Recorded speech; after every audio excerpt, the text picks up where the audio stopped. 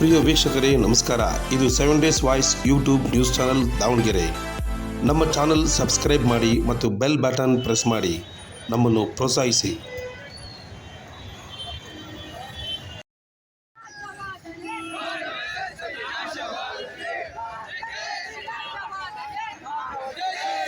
ಇಂದು ದಾವಣಗೆರೆ ನಗರದಲ್ಲಿ ಹಿಂದೂ ಜಾಗರಣ ವೇದಿಕೆಯಿಂದ ಅನಧಿಕೃತ ಕಸಾಯಿಖಾನೆಗಳ ವಿರುದ್ಧ ಪ್ರತಿಭಟನೆ. ನಗರದ ಕಾಯಿಪೇಟೆಯಿಂದ ಮಹಾನಗರ ಪಾಲಿಕೆಯವರೆಗೂ ಪ್ರತಿಭಟನೆ ನಡೆಸಿದರು. ಹಿಂದೂ ಜಾಗರಣ ವೇದಿಕೆಯ ಸಂಚಾಲಕರಾದ ಸತೀಶ್ ಪೂಜಾರಿ ಅವರು ಮಾತನಾಡುತ್ತಾ, ಹಲವಾರು ವರ್ಷಗಳಿಂದ ಗೋರಕ್ಷಣೆ ಮಾಡುವುದಕ್ಕೋಸ್ಕರ ಅನಧಿಕೃತ ಕಸಾಯಿಖಾನೆಗಳನ್ನು ತೆಗೆಸಬೇಕು ಎಂದು ಹೋರಾಟ ಮಾಡುತ್ತಾ ಬಂದಿದ್ದೇವೆ. ಬರೀ ಫ್ಲೆಕ್ಸ್, ಬಂಟಿಂಗ್ಸ್, ಬ್ಯಾನರ್ ತೆಗೆಸುವ ಪಾಲಿಕೆಯವರು ಅನಧಿಕೃತ ಕಸಾಯಿಖಾನೆಗಳನ್ನು ತೆಗೆಸುವ ಮೂಲಕ ತಮ್ಮ ತಾಕತ್ತನ್ನು ಪ್ರದರ್ಶಿಸಲಿ ಎಂದು ಹೇಳಿದರು.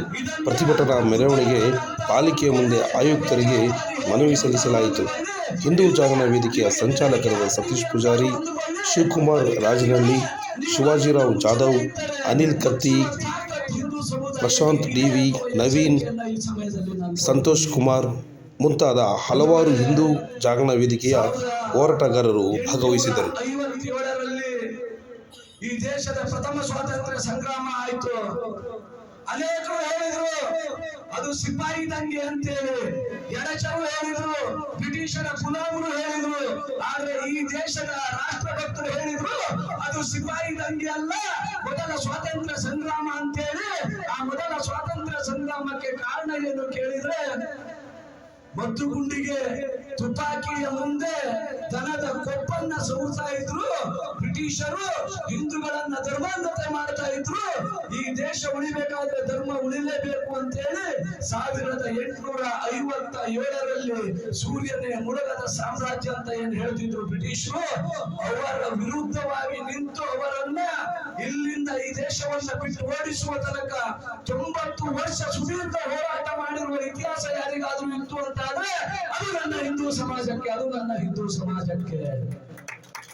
ಇವತ್ತು ನಾನು ಹೇಳ್ತೀನಿ, ದಾವಣಗೆರೆಯಲ್ಲಿ ಅಕಸ್ಮಾತ್ ನೀವು ಅಕ್ರಮ ಕಸಾಯಿಖಾನೆಗಳನ್ನ, ಮಾಂಸದ ಅಂಗಡಿಗಳನ್ನ, ಗೋಮಾಂಸದ ಹೋಟೆಲುಗಳನ್ನ ಮುಚ್ಚಿಸದೇ ಇದ್ದಲ್ಲಿ ಎಲ್ಲೆಲ್ಲಿ ಇದಾವೋ ಅಲ್ಲಲ್ಲೇ ಹುಡುಕಿ ಅವರ ಮುಂದೆ ಮಾಡಿದ ಅವಮಾನ, ಆ ಅವಮಾನವನ್ನು ನಾವು ಸಹಿಸೋದಿಲ್ಲ.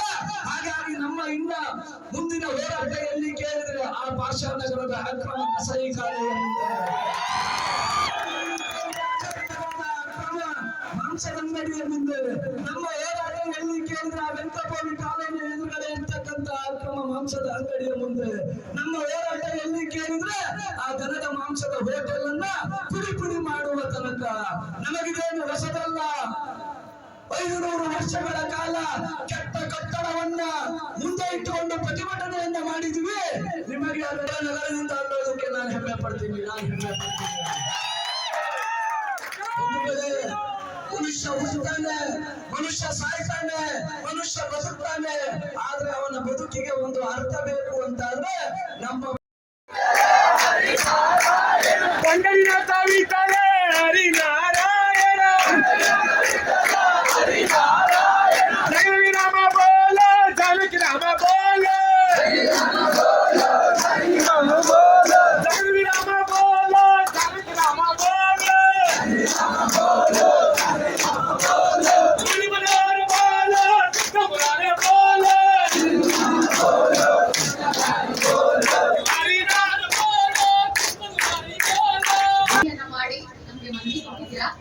ಈ ಕುರಿತು ಮಾನ್ಯ ಜಿಲ್ಲಾಧಿಕಾರಿಗಳಿಗೆ ಹಾಗೂ ಪ್ರಾಜೆಕ್ಟ್ ಡೈರೆಕ್ಟರ್ ನಗರಾಭಿವೃದ್ಧಿ ಕೋಶದವರಿಗೆ ಈ ಮನವಿನ ನಾನು ಕೊಟ್ಟು ಅವರೊಂದಿಗೆ ಚರ್ಚಿಸಿ ಆದಷ್ಟು ಬೇಗ ಮುನ್ಸಿಪಲ್ ಆಕ್ಟ್ ಅಡಿಯಲ್ಲಿ ನಮ್ಮ ಅಧಿಕಾರ ವ್ಯಾಪ್ತಿಯಲ್ಲಿ ಆ ಚೌಕಟ್ಟಿನಲ್ಲಿ ನಾವು ಎಷ್ಟು ಬೇಗ ಕ್ರಮ ತಗೊಳಕ್ಕಾಗುತ್ತೆ ಅಷ್ಟು ಬೇಗ ನಾವು ಅನಧಿಕೃತವಾಗಿರುವ ಕಸಾಯಿಖಾನೆಗಳನ್ನ ತೆರವು ಮಾಡಕ್ಕೆ ಸಾಹೇಬರ ಆದೇಶದೊಂದಿಗೆ ಮುಂದಿನ ಕ್ರಮ ಜರುಗಿಸ್ತೀವಿ.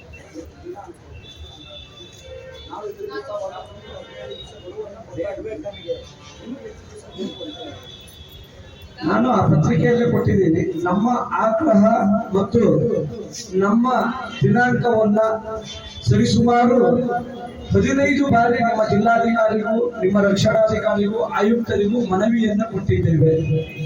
ದಯಮಾಡಿ ಹಿಂದೂ ಸಮಾಜದ ತಾಳ್ಮೆಯನ್ನ ಪರೀಕ್ಷಿಸುವ ಕೆಲಸ